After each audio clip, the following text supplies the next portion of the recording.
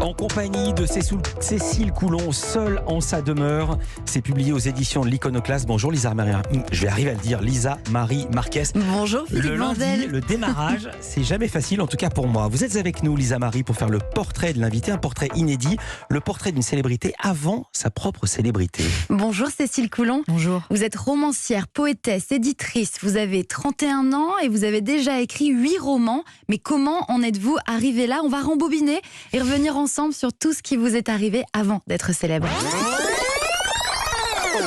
Vous êtes né à Clermont-Ferrand et vous avez grandi à Saint-Saturnin, un petit village entre les volcans et les lacs. Dès votre plus jeune âge, vous avez une certitude, celle que vous allez raconter des histoires. Votre première source d'inspiration enfant, ce sont les dessins animés de Tex Avery. Dans ce monde fou, ce monde fou, ce monde merveilleux, celui de Tex Avery, bienvenue. Dans ce monde fou, ce monde loufoque et fou. Il y avait aussi la série d'animation Pingu et un film que vous regarderez plusieurs fois à des âges différents pour en saisir tous les messages et toute l'intensité, Le Roi et l'Oiseau de Paul Grimaud sur des textes de Jacques Prévert. Pingu, c'était quoi? Vous avez fait une tête Mais non, comme mais c'était un Pingu- souvenir merveilleux. Non, mais Pingu, je sais pas si ça passe encore, mais Pingu, c'était un dessin animé allemand fait en pâte à modeler. C'était un petit pingouin sur la banquise. Et en fait, aujourd'hui, quand on le regarde, on se dit, mais c'est complètement flippant pour des gamins. Pourquoi? Parce que c'est, y a ces mouvements hyper saccadés, il y a des énormes têtes de phoque qui apparaissent de n'importe où. Moi, je trouvais ça tellement marrant. Puis il fait newt avec son bec tout le temps. Enfin, vraiment, regardez les replays sur YouTube. Maintenant, c'est disponible tout ça. Ouais. Mais c'est meilleur dessin animé des années 90.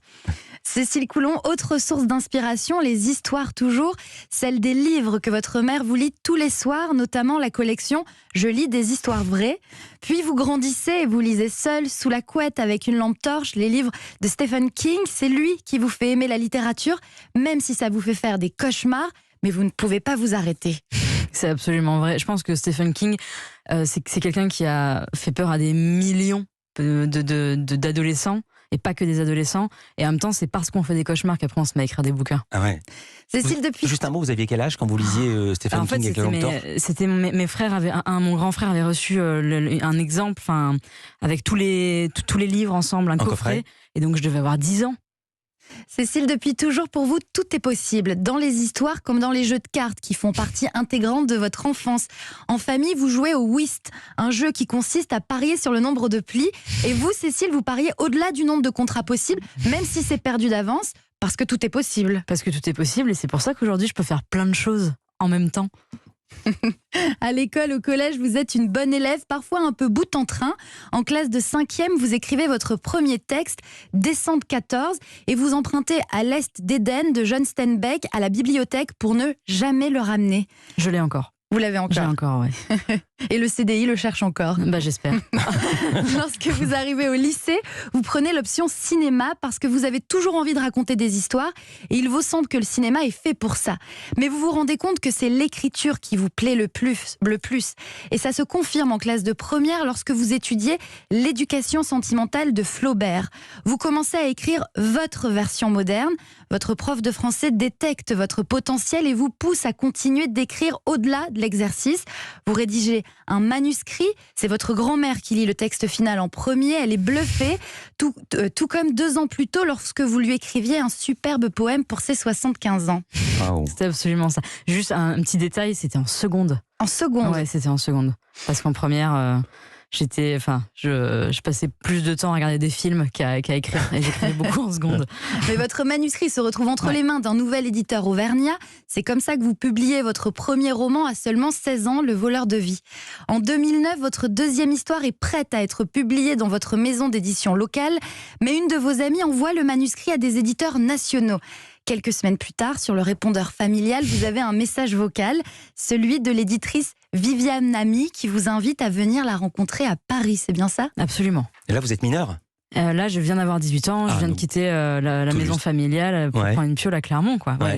C'était septembre, vraiment mes premières semaines en classe de prépa, quoi. Et ma mère m'appelle en me disant il y a quelqu'un qui appelle pour toi, il faudrait dire à tes potes de t'appeler sur ton portable parce que tu vis plus à la maison. Et je dis mais tu sais, j'ai pas de pote qui s'appelle Viviane. Donc je pense que c'est pour le boulot, quoi. Et voilà comment ça s'est passé. Vous publiez Méfiez-vous des enfants sauvages, puis Le roi n'a pas sommeil. Vous vivez vos premiers grands moments d'écrivaine, par exemple des séances de dédicaces, parfois dans le froid, comme devant la librairie d'Ambert. Et aussi des moments plus réchauffés, aux vendanges littéraires de Rivesaltes, où vous remportez le prix de coup de cœur avec comme récompense 100 bouteilles de Grand Cru. C'est pas vrai. Tout à fait. Sans Qui bouteille. était stocké chez ma grand-mère, faut quand même le dire. Ils sont arrivés, ils ont tout mis chez ma grand-mère et je pense qu'en fait c'est vraiment le prix qui a fait plaisir à toute la famille, celui-là. Voilà. Il en reste Vraiment. encore ou pas? Il en reste encore, ouais. Vous êtes aussi invité dans la grande librairie auprès de l'écrivain Russell Banks que vous aviez rencontré en Auvergne des années plus tôt à la librairie des Volcans, ça ne s'invente pas. Cécile Coulon, vous vouliez raconter des histoires, la suite on la connaît, voilà pourquoi j'arrête ici de raconter la vôtre. Merci. C'est impressionnant quand même, cette accélération, cette vie météorique. Ouais, et en même temps, maintenant, quand j'y pense, j'ai 31 ans et donc ça fait 15 ans que j'écris des livres et que je les publie, enfin qu'on les publie.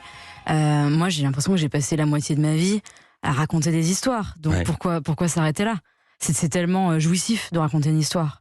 Vous comptiez pas vous arrêter? Non, Ça pas tombe du très tout. bien, on comptait continuer l'émission. À demain, Lisa Marie Marquez. À demain. Merci Cécile beaucoup. Coulon avec nous, Avec Culture plaisir.